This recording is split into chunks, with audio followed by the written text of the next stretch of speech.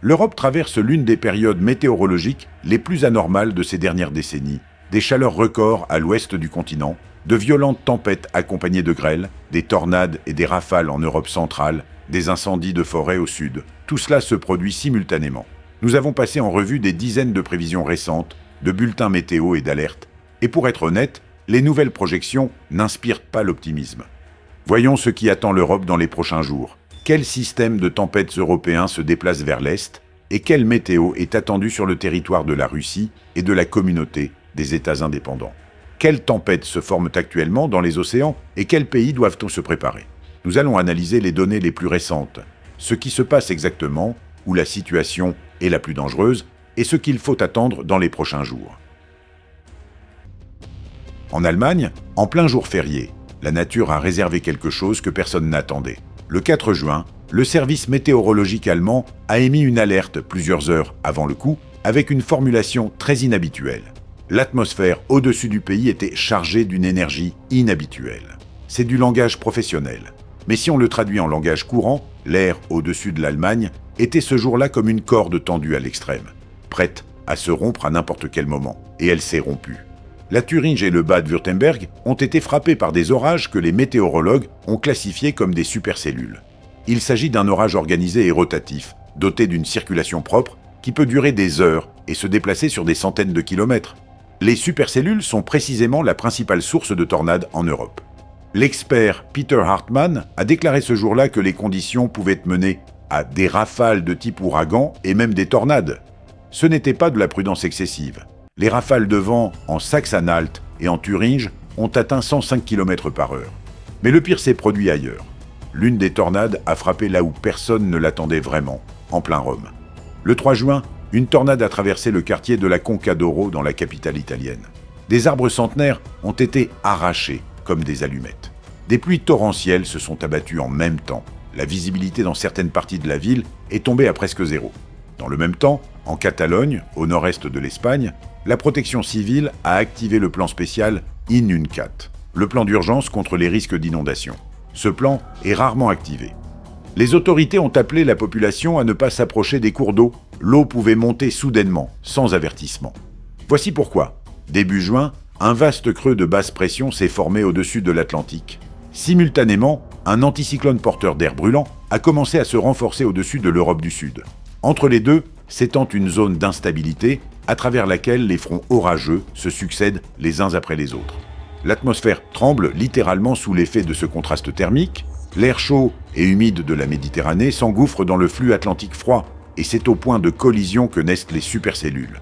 C'est précisément à ce moment que les météorologues regardent les cartes de la semaine prochaine. Et le tableau qui s'y dessine est totalement différent, l'exact opposé de ce qui vient de se passer. Commençons par l'Autriche, car elle est la première à sortir de la zone d'instabilité. Dans 2 jours à peine, 21 à 29 degrés en journée. D'ici le 9 juin, 24 à 30 degrés.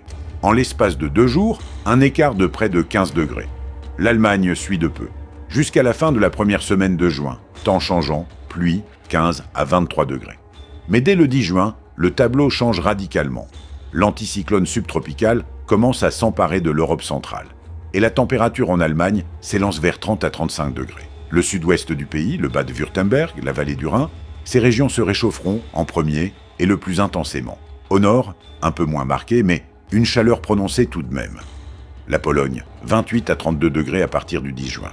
La Silésie elle-même, qui a été frappée la semaine dernière par des grêlons gros comme des noix, va maintenant suffoquer sous la canicule. Pour la Pologne, c'est également au-dessus des normales climatiques. En moyenne, à la mi-juin, on y compte habituellement 22 à 24 degrés. La Suisse et la France. Ici, les prévisions se déroulent en 2 temps.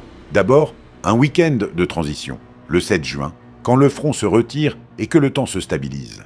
Puis, à partir du milieu de la semaine, l'anticyclone installe un temps sec et chaud. Dans le sud de la France, dans les régions de Bordeaux et de Toulouse, on prévoit 37 à 41 degrés. Pour Paris et le nord du pays, ce sera un peu plus frais, mais toujours bien au-dessus des normales.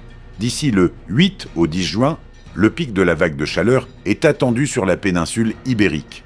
Les températures prévues atteignent 40 à 45 degrés. La zone la plus chaude, le couloir entre Séville et Lisbonne. Ce n'est plus simplement de la chaleur, c'est une menace pour la vie humaine. Les Balkans et la Méditerranée, même tableau. D'ici la fin de la deuxième semaine de juin, tout l'arc sud de l'Europe sera sous l'influence de ce champ de chaleur. La Grèce, la Turquie, le sud de l'Italie, 5 à 8 degrés au-dessus des normales climatiques. Le Royaume-Uni, c'est une histoire à part. Après un court épisode de fraîcheur en début juin, la chaleur y fait également son retour. Les prévisions indiquent des températures au-dessus des normales. Pour les Britanniques, habitués à un climat tempéré, même 28 à 30 degrés, c'est déjà matière à débat national. Quant à ce qui s'est passé fin mai, on en parle encore avec inquiétude. Parlons maintenant de ce que cette chaleur va entraîner dans son sillage. La société qui gère les centrales nucléaires françaises a commencé, dès les premiers jours de juin, à évoquer publiquement les risques pour la production. La raison ? Les réacteurs sont refroidis par l'eau des rivières. Lorsque la température de l'eau dépasse le seuil réglementaire, il est interdit d'injecter cette eau dans le système de refroidissement. Il faut alors réduire la puissance du réacteur. La centrale la plus vulnérable est celle de Golfech, dans le sud-ouest de la France, en plein cœur de la zone la plus exposée à la chaleur. La société prévoit de renforcer le refroidissement, mais le risque de déficit électrique lors des pics de chaleur est bien réel. Précisément au moment où les climatiseurs tournent à plein régime partout en Europe. Pour les forêts du sud de l'Europe, la chaleur est un véritable verdict. Les projections climatiques pour la saison juin-septembre 2026 enregistrent un risque extrême d'incendie pour tout l'arc sud. Espagne, Portugal, sud de la France, Italie, Grèce. La Commission européenne a lancé, avant même le début de la saison, la plus grande opération préventive de son histoire. 770 pompiers de 14 pays, 22 avions et 5 hélicoptères ont été prépositionnés dans les zones à risque. De plus, cette année, une nouvelle base aérienne de lutte contre les incendies a ouvert pour la première fois à Chypre. 6 avions capables de couvrir tout l'est de la Méditerranée.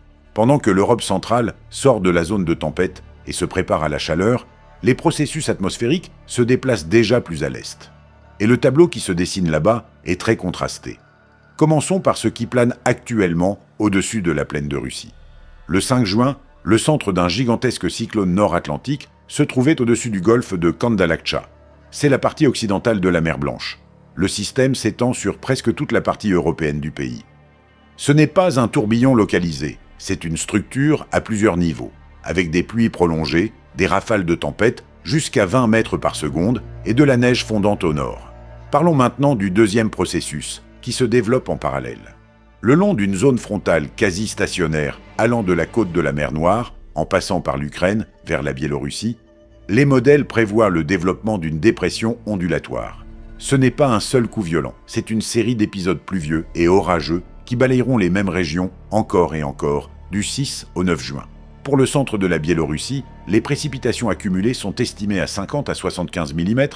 Les régions occidentales de la Russie tombent également dans la zone d'influence de ce même système. Moscou se trouvera ces jours-là dans une zone de changement actif de masse d'air.